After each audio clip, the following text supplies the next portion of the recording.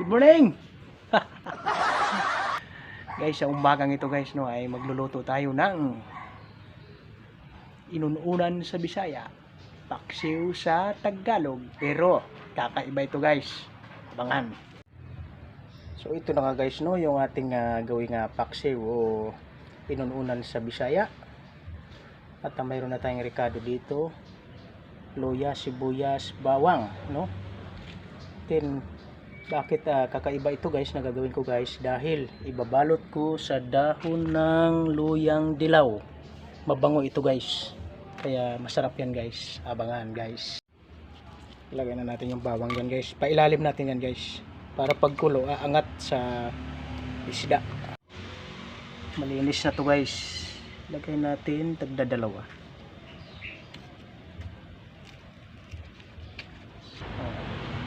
Tapos ilagay natin dito.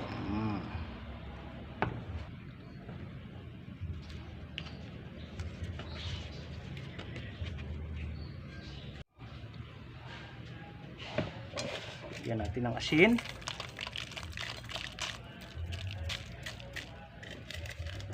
Siyempre hindi nawawalang pangbukid na timpla, bitsin. Walang paminta yan guys. Native luto to guys. Ang ating sukang galing pa sa pagawaan.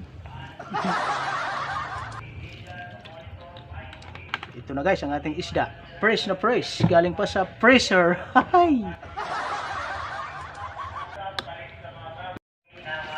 So guys, gagawin natin, tabunan natin para manuot yung lasa sa ilalim guys. Salang na natin ito guys.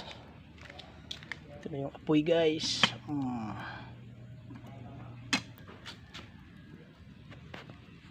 Yan. So ngayon guys, siyempre mahal ang bigas. Ang kanin natin sa paksiw na yan guys, ito gabi. At kakaibang luto naman to guys, gawin nating inihaw. Ihaw natin to guys dito guys. Para sabay sila maluto guys. Mga 2 oras yan guys, kasi tulingan yan eh. Kailangan maluto ng maayos. Lagyan din natin ng tubig guys.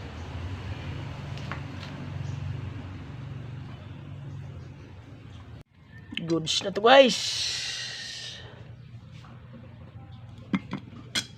Ito, luto na rin.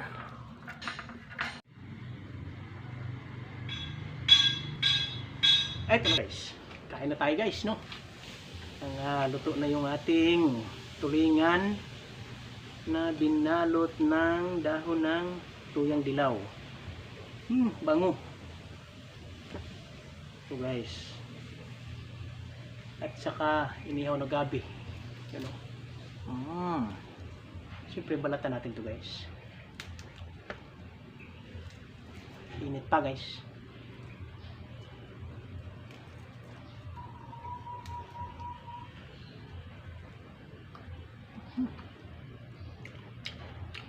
Tuyong tuyo guys.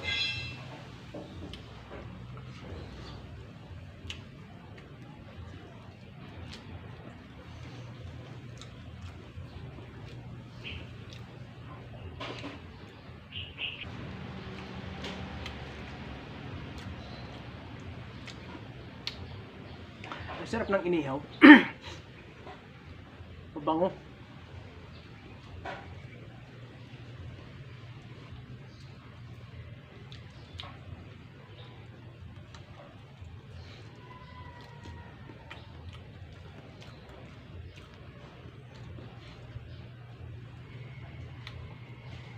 Sa mga hindi kumakain ito at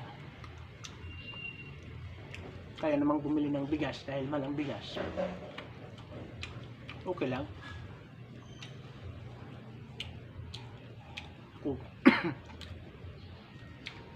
Gusto ko lang balikan yung aking mga panahon na noon. Nasa province ba ako, sa gitna kami ng bundok, walang bigas, maraming kakanin na tanim. Mamili ka lang, ano gusto mo, kamuting baging, Kamuting kahoy. Ganito, gabi. Basta maraming klaseng gabi. Mga gulay nandun. Ulam sa mga sapa-sapa, marami. Halos wala kang binibili doon guys. Asin lang. Punta ka lang ng sapa, makakuha ka lang ng mga susok-susok. Dito sa Manila, pag hindi ka masipag at wala kang trabaho, patay ka. Dahil dito, walang tamad-tamad dito sa Manila. Kailangan trabaho. Huwag mamili kung anong trabaho.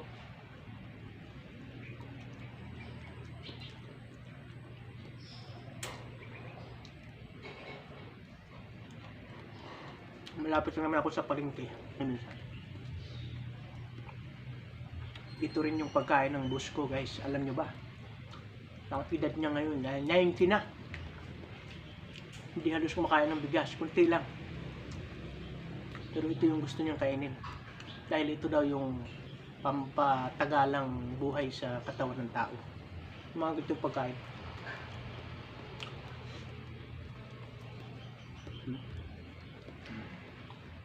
Luto yan. Ito na nga guys. Laging sinasabi ko, ilan lang ba yung kain ng taong may isip? Snack.